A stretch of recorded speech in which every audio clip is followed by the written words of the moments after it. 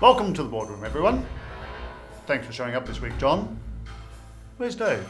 He told me he was running late. You sure these are the best applicants out of the 50,000? It's not who they are now, Mr. Grump. It's the potential we see in them to lead a life of purpose, remember? You'll have to keep reminding me of that. Mr. Grump, we're looking at the tasks accomplished by Sarah, John and Scott. Scott, tell me, how do you think you went? Fantastic.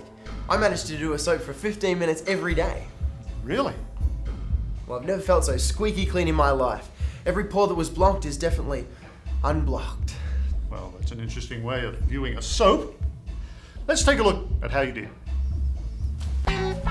Rubber ducky, you're the one. Boop boop beep.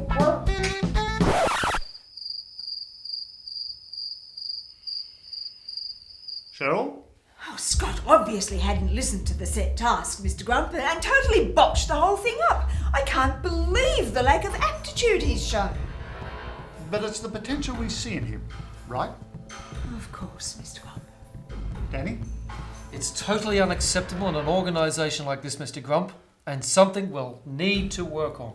Team, lesson number 3 in the apprenticeship process. Pay attention to the task set and what is required, or you too could end up singing to a rubber duck. Let's look at how Sarah and John carried out their tasks. Look at this, I'm so busy. If I'm going to get this task completed, I'm going to have to put it in 6:30 a.m. in the morning. Self-discipline is what they call it, Sarah.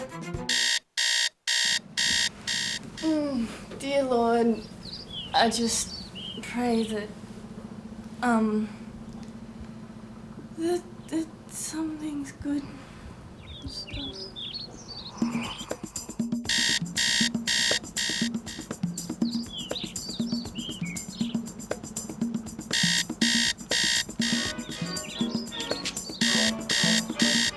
I think God's actually speaking to me. This really works. Well, there's 36 chapters for today. Now, just stand on the Word of God and pray. Thank you, Lord, that I'm someone who already spends time with you every day. Thank you that I'm diligent in reading your Word and that I'm reliable and faithful. And thank you, Lord, that I'm not like those who let themselves be distracted by the busyness of life and the interruptions of others, like Sarah, but that my focus is always on you and your word. Thank you, Lord, that I put you first in all things. Thank you that I can be an example to others of what it is to live by your word, portraying the character of Christ and living a life of purpose. Hello! Oh, Suzanne. Oh, you're stuck outside the building and you've forgotten the key. Oh, it's cold and raining. Suzanne, I still have to finish my prayer time, which means I won't be down there for another 45 minutes. Oh, Suzanne, you could use the umbrella that I left down by the door. There you go. Sprinkled with an act of kindness as well. Oh, Lord. John, any comments to support your task? I think it pretty much speaks for itself. Sarah?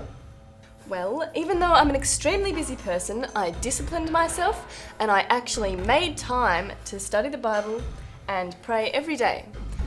Missed a couple, but I actually did something that I've never done before. I think I really heard from God. Amazing.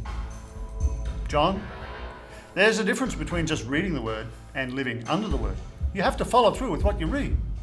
Make it real. I didn't see that with you this week. John, I can't stand crying in the boardroom, crying in the chapel. It's beautiful, but it's not your party. Sarah, I like the way you persevered with the task. You showed guts, girl. You're hired. I'll see the rest of you in half an hour for the setting of your next task.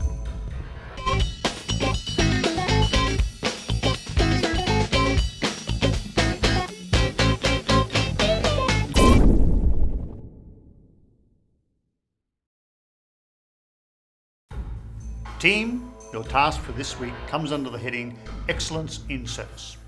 You are required to involve yourself in an area of service, either at Careforce Church, in the CareWorks area, or in the community at large. Or alternatively, you can participate in the Pathways 3 course to find out where you are best suited to serve. Did you get that, Scott? Yes, Mr. Grump. Your time starts now.